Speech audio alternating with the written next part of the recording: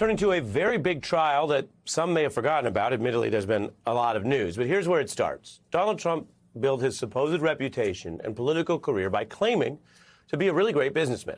It was the premise of The Entire Apprentice. It's truly the only thing other than celebrity that he initially had as an edge going into politics. My name's Donald Trump, and I'm the largest real estate developer in New York. I own buildings all over the place. I was billions of dollars in debt. I used my brain, I used my negotiating skills, and I worked it all out. Now my company's bigger than it ever was, it's stronger than it ever was, and I'm having more fun than I ever had.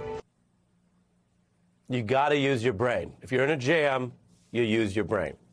Now, people can debate what he defines as fun or what makes a successful business. And while people who dislike Trump love to really attack his business every which way, tonight's news is not about a business debate. Because there is no debate that the top money man running the finances of the company we just showed you is now a convicted criminal. There he was, walked around in handcuffs, the chief financial officer ultimately pleading guilty to the felonies he committed for Trump Org. His words, under oath, guilty, convicted, no debate. That brings us to the news tonight. Today is the beginning of the trial of the Trump Organization itself. That convicted executive will testify. Both sides squared off, we can tell you, in court today, in the very first step, picking jurors in this tax fraud case. Prosecutors say the company spent over a decade defrauding taxpayers by moving compensation off the books. The company faces millions of dollars in penalties if convicted, while Donald Trump and his aides have denied any wrongdoing other than what that CFO admitted. We're joined now by former acting U.S. Solicitor General Neil Katyal. Welcome back, Neil. Thank you. Good to see you. Good to have you. I zero in on what is not debatable, because the lawyers love to say what reasonable minds can disagree about. And there are people who think, yeah, there's fashion companies and other branding exercises that may seem to make a lot out of a little, and that's capitalism. Let's put that debate to the side and focus in on your expertise and why this company's on trial today. Apparently because not only prosecutors, but one of its top financial figures says there's a lot of crime powering the supposed profits.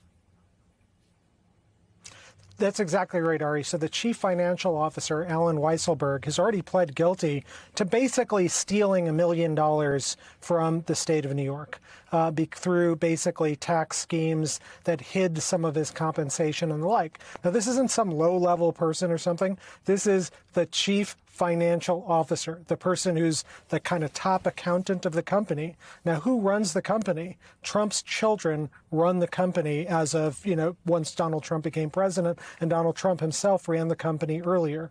So this is a criminal trial against the Trump Organization. It's not against the Trump children or against Donald Trump personally, but it is saying that this company that you all Trumps were running is guilty of various crimes. Yeah, so let's dig into what that looks like at a trial, because an individual case or an individual infraction would seem to be more manageable and thus provable than trying to get the jury to see not that Weisselberg made a mistake or admitted it, not that the company's funds were obviously affected by that. That's already really been proven in court, but that there's something wider here, that it is actually worth convicting the company, which, of course, is one of these legal fictions we talk about, but it matters for the company's status. What do you need to present to jurors to get to that line in this case starting today? Exactly. So you can't jail a company, but you can hold them criminally liable. And here, if the prosecutors are able to show that this wasn't some one-off by Allen Weisselberg, but this was part of company either policy or part of the way the company is acting in a pattern or practice, that's certainly enough to show this. And here I think the prosecutors have this kind of golden card to play in Allen Weisselberg. This isn't, again, a low-level person. This is someone who's at the top.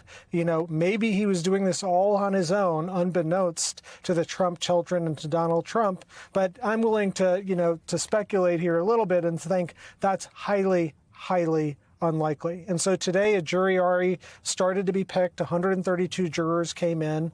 Many of the jurors were excused for cause. They said they couldn't render a fair judgment against Donald Trump or an unbiased one, and so they were excused. But ultimately, a jury will be seated here, as in any criminal case, and it's looking very bad for the Trump organization. And if the Trump organization is convicted, they won't go to jail, but boy, they're going to find it very difficult to find any financing. Hey, I'm Ari Melber. Thanks for watching The Beat. I wanted to let you know I'm writing a foreword to the January 6th committee's full report, which is coming out soon from HarperCollins. You can go pre-order the book right now, and it'll come to you first when the report comes out in the fall or whenever the government releases it. Just search Melber Jan 6th on Amazon or your favorite independent book site and click pre-order. You'll be the first to get both the report and my new piece on the coup conspiracy. You can also go to melberbook.com and order it there.